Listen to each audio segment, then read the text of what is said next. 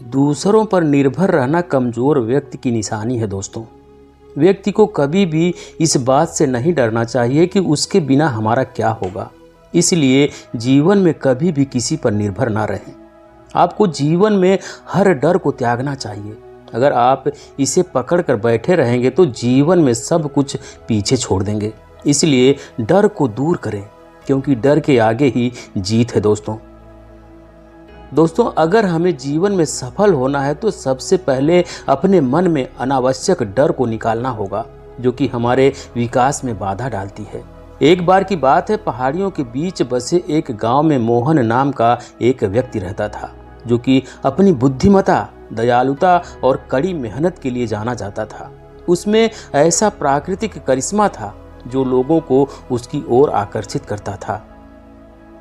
पर एक बात की कमी उसे हमेशा खलती थी कि उसे वह सम्मान नहीं मिल रहा है जिसका वह हकदार है, और इसकी वजह थी उसकी 6 आदतों का एक समूह जो उसके विकास में बाधा डाल रही थी और उसे उसकी क्षमता तक पहुंचाने से रोक रही थी। एक दिन वह पहाड़ की चोटी पर गया जहां पर एक बौद्ध भिक्षु रहा करते थे। वह बौद्ध भिक्षु उस पूरे क्षेत्र में अपनी बुद्धि और आत्मज्ञान के लिए प्रसिद्ध थे। बौद्ध भिक्षु ने जैसे ही मोहन को अपनी तरफ आते देखा, उन्होंने एक लंबी मुस्कान के साथ उसका स्वागत किया और उसे बड़े ही प्रेम से बैठने के लिए कहा। इसके बाद मोहन अपने संघर्ष और मुश्किलों की कहानी बौद्ध भिक्षु को सुनाने लगा। इन्हीं संघर्षों को वह अपने जीवन की सबसे बड़ी समस्या मानता था। उसकी सारी समस्याओं का मुद्दा केवल एक ही था कि उसे सम्मानित महसूस नहीं होता था। बौद्ध भिक्षु उसकी बातों को ध्यान से सुनते जा रहे थे और बीच बीच में अपना सिर भी हिलाते जा रहे थे। जब मोहन ने अपनी बात खत्म कर ली और चुप हो गया तो बौद्ध भिक्षु ने बहुत ही शांत और सुखद आवाज में कहा कि मोहन, सम्मान अर्जित किया जाता है। दूसरों का सम्मान पाने के लिए तुम्हें पहले खुद का सम्मान करना सीखना होगा, और ऐसा करने के लिए तुम्हें उन 6 आदतों को पीछे छोड़ना होगा जो तुम्हें आगे बढ़ने से रोक रही हैं। मोहन ने उम्मीद भरी नजरों से उन बौद्ध भिक्षु की ओर देखा, क्योंकि वह उन 6 आदतों को जानने के लिए उत्सुक था कि वह 6 आदतें कौन सी है और उनसे छुटकारा कैसे पा सकते हैं। बौद्ध भिक्षु ने उन 6 आदतों को बताना शुरू किया। बौद्ध भिक्षु ने कहा, पहली आदत जो तुम्हारे काम में सबसे बड़ी बाधा है वो है काम को टालने की आदत, और तुम्हें इसे छोड़नी चाहिए। अपने काम में देरी करके तुम खुद को आगे बढ़ने और महानता हासिल करने के लिए उचित अवसर से दूर होते जा रहे हो। काम को टालने का अर्थ है अपनी सफलता को टाल रहे हो। तो याद रखो, अगर उस काम को टाल रहे हो तो कोई और उस काम को करके उस सफलता को छीन ले जाएगा और तुम्हारा सपना सिर्फ एक सपना बनकर ही रह जाएगा। इसलिए अनुशासन अपनाओ और अपनी जिम्मेदारियों को पूरे मन से निभाओ। दूसरी आदत है लोगों को परखने की आदत। हम किसी को बिना जाने, बिना अच्छे से परखे, हम उसके बारे में एक विशेष राय बना लेते हैं, और अक्सर यह राय नकारात्मक ही होती है। यह राय बनाने का मतलब है कि फिर हम उस चीज या फिर उस इंसान को वैसा नहीं देख पाएंगे जैसा वह असल में है, क्योंकि हमारी राय इसमें हमारी बाधा बन जाती है और हम उस इंसान, वस्तु या परिस्थिति के मूल स्वभाव को समझने में विफल हो जाते हैं। बौद्ध भिक्षु का कहना था कि किसी को भी बिना अच्छे से जाने या किसी भी परिस्थिति को बिना समझे हमें उसके बारे में अपनी नकारात्मक व सकारात्मक राय नहीं बनानी चाहिए थी। तीसरी आदत बौद्ध भिक्षु ने बताई कि हर चीज के लिए दुखी होना बंद करो। हर परिस्थिति और हर चीज हमारे नियंत्रण में नहीं हो सकती है, और ना ही हर चीज हमारी इच्छा अनुसार होगी। हमेशा कुछ न कुछ ऐसा होता ही रहेगा जो हमारी मर्जी के खिलाफ होगा। इसलिए जो चीजें तुम्हारे नियंत्रण में नहीं है और जिनके लिए तुम कुछ कर भी नहीं सकते, उनके लिए दुखी होना बंद करो। चौथी आदत है जलन और ईर्ष्या को दूर करो। तुम्हारे अंदर जो भी शिकायतें, जो भी असंतोष है, उसे भी हटाओ। बेवजह की ईर्ष्या, जलन और गुस्सा अपने मन में रखकर हम खुद को ही नुकसान पहुंचाते हैं। इसके कारण हमारे भीतर डर और शंका पैदा होती है, जिससे बुद्धि दूषित हो जाती है और भ्रम पैदा होने लगता है, और भ्रम की वजह से हमें किसी भी काम में सफलता नहीं मिल पाती। इसलिए जितना जल्दी हो सके खुद को इन नकारात्मक आदतों से दूर करो। पांचवी आदत जिसे तुम्हें छोड़ देना चाहिए वो है दूसरों को दोष देने की आदत। किसी भी गलती का दोष दूसरों पर मत देना। किसी भी गलती का दोष दूसरों पर डाल देना यह बहुत गलत बात है। इससे समाज में हमारी बहुत ही खराब छवि बनती है और हमारा ध्यान गलतियों से सीख कर आगे बढ़ने की बजाय गलतियों को छिपाने और दूसरों को गलत साबित करने में लग जाता है। और जब हमारे साथ कुछ अच्छा होता है तो हम उसका श्रेय लेना नहीं भूलते। तो अगर कुछ गलत होता है तो उसका दोष भी हमें खुद को ही देना चाहिए। दूसरों को दोष देना असफल लोगों की निशानी है। असफल लोगों में यह आदत होती है कि वे अपनी असफलता के लिए दूसरों को दोष नहीं देते। कभी कभार ऐसा हो जाता है कि किसी और की गलती की वजह से हमारा काम खराब हो जाता है, लेकिन जब कोई व्यक्ति अपनी असफलता के लिए बार बार किसी और को दोषी बना रहा है तो समझ लेना कि इसमें किसी और की नहीं बल्कि खुद उस व्यक्ति की ही गलती है। अपनी गलती को मान लेने से हम छोटे या कमतर नहीं बन जाते हैं। इसलिए अपनी असफलता पर किसी और को दोषी बनाने से अच्छा है अपनी गलती को मान लो और उससे सीख लेकर आगे बढ़ो। छठी गलती है दूसरों से अपनी तारीफ सुनने की आदत।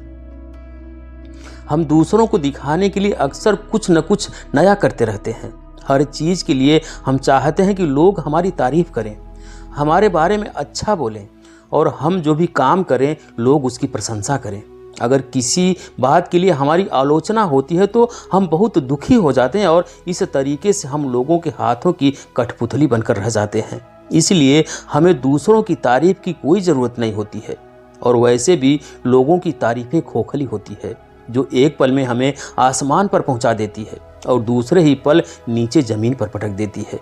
इसलिए हमें लोगों की तारीफ और बुराई से फर्क नहीं पड़ना चाहिए और जो हमें पसंद है और जो हमें सही लगता है वही करना चाहिए, बशर्ते वह नैतिकता पर खरा उतरता हो। मोहन ने बौद्ध भिक्षु से कहा, आपने 6 बुरी आदतों के बारे में तो बता दिया, लेकिन पुरानी आदतों को छोड़ना और नई आदतों को अपनाना बहुत ही मुश्किल होता है। तो मेरा प्रश्न है कि आखिर हमारा मन नई आदतों को अपनाने का विरोध क्यों करता है और नई आदतों को आसानी से कैसे अपनाया जा सकता है। बौद्ध भिक्षु ने कहा, ज़्यादातर लोग आदतों को बदलने में असफल रहते हैं क्योंकि उनकी उस नई आदत के साथ अवास्तविक उम्मीदें जुड़ी होती है। जैसे अगर कोई व्यक्ति सुबह जल्दी उठकर व्यायाम करने की नई आदत डालना चाहता है तो वह उम्मीद लगा लेता है कि उसकी इस नई आदत से उसका वजन तेजी से कम होना शुरू हो जाएगा या फिर उसका शरीर तेजी से शक्तिशाली बन जाएगा, जबकि असल में ऐसा होता नहीं है। इन दोनों ही परिणामों को हासिल करने में समय लगता है, लेकिन हमारा मन पहले से ही यह निश्चित कर लेता है कि परिणाम कैसा होना चाहिए और जब हमारी उम्मीदों के अनुसार परिणाम नहीं मिलते हैं तो हम निराश और उदास हो जाते हैं और अपनी पुरानी आदतों में वापस लौट जाते हैं। लेकिन जो व्यक्ति वास्तविक और सही उम्मीदों के साथ नई आदत की शुरुआत करता है वह उदास और निराश होने से बच जाता है और आदत बदलने के दौरान अपने आंतरिक विरोध पर काबू पा लेता है। अब अगला प्रश्न है कि आदतों को आसानी से कैसे अपनाया जाए। तो ऐसा करने के 5 आसान नियम हैं। पहला, अपने विचारों को लिखो। उन सभी चीज़ों की पहचान करो जिसे तुम बदलना चाहते हो, चाहे वह छोटी हो या बड़ी हो, उन सब को लिखो। दूसरा नियम, छोटे कदम बढ़ाओ। सबसे छोटी आदत से बदलाव करना शुरू करो। इस बदलाव को इतना आसान बनाओ जिसे तुम मना नहीं कर सको। उदाहरण के लिए हर सुबह की शुरुआत 2 मिनट के धन्यवाद के साथ करो या फिर हर सुबह सिर्फ 5 मिनट ध्यान का अभ्यास करने का निर्णय लो। तीसरा नियम, अपने आलस्य और टाल मटोल की आदत को कम करो और इसके लिए सचेतन रूप से अपने काम के परिणाम को किसी मजे से जोड़ो। उदाहरण के लिए अपने आप से कहो कि जब मैं सुबह का ध्यान और व्यायाम पूरा कर लूँगा तब नाश्ता करूँगा, यानी जब तुम अपने ध्यान और व्यायाम के नियम को पूरा कर लोगे तभी नाश्ता करोगे, उससे पहले नहीं। चौथा नियम है, अपने काम को आदत बनने दो, यानी दूसरी नई आदत तब तक मत शुरुआत करो जब तक तुम्हारा यह वाला काम तुम्हारी आदत न बन जाए, तुम्हारी दिनचर्या का हिस्सा न बन जाए। 5वीं आदत है आभार या धन्यवाद का भाव। तुम जिस भी आदत को अपने जीवन में बढ़ावा देना चाहते हो उससे जुड़ी चीज़ों के लिए ब्रह्मांड या उस परम शक्ति का आभार व्यक्त करना शुरू कर दो। उदाहरण के लिए, अगर तुम खुश रहने की आदत विकसित करना चाहते हो तो उन सभी चीज़ों के लिए आभार व्यक्त करना शुरू कर दो जिनकी वजह से तुम्हारे जीवन में खुशियां हैं, और फिर तुम देखोगे कि वह सभी अच्छी चीज़ें कई गुना बढ़कर तुम्हारे पास वापस आना शुरू हो जाएंगी। एक बात याद रखो कि जो लोग निष्क्रिय और संवेदनशील होकर बैठे रहते हैं वह गलतियां नहीं करते। गलतियां भी वही लोग करते हैं जो नया करने का प्रयास करते हैं। गलतियां करना और उनसे सीखना मानो जीवन का हिस्सा है।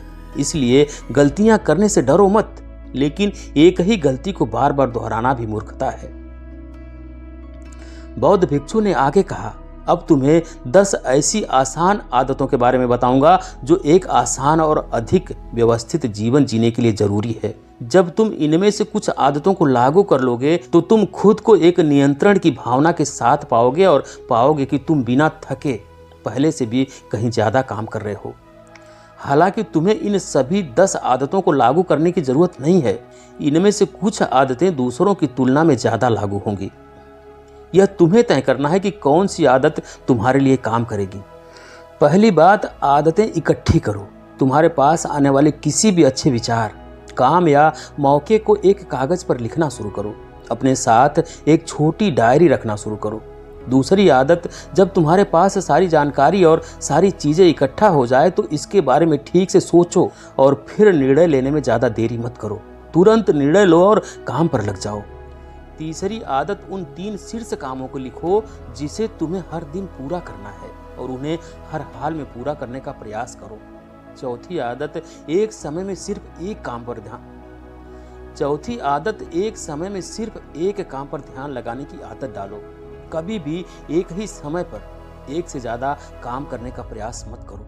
पांचवी आदत, चीजों को सरल और साधारण रखो, खासकर अपनी उस सूची को जिस पर तुम अपने लक्ष्य और योजनाओं को लिखते हो। अपनी सूची को एकदम स्पष्ट, सरल और आसानी से पढ़ने लायक बनाओ। छठी आदत, अपने कमरे और काम करने की जगह को हमेशा साफ सुथरा और व्यवस्थित रखो। चलते फिरते या थोड़ा समय निकालकर अपने आसपास की चीजों को व्यवस्थित करने की आदत डालो। सातवीं आदत, साप्ताहिक लक्ष्य निर्धारित करना और उसे बार बार जांचना कि वह पूरी तरह से सही है, और अगर कुछ बदलाव करना है तो तुम वह भी कर सकते हो। आठवीं आदत, आदतों को आसान बनाओ। केवल जरूरी चीजों पर ध्यान केंद्रित करो और बाकी चीजों को छोड़ दो। नौवीं आदत, सुबह और शाम की वह सुसंगत दिनचर्या जिसका तुम आनंद लेते हो उसे बनाए रखो, क्योंकि यह तुम्हें अंदर से खुश और तरोताजा बनाए रखेंगे। 10वीं आदत, तुम्हें जिस चीज में रुचि है उस तरह की आदतें खोजो।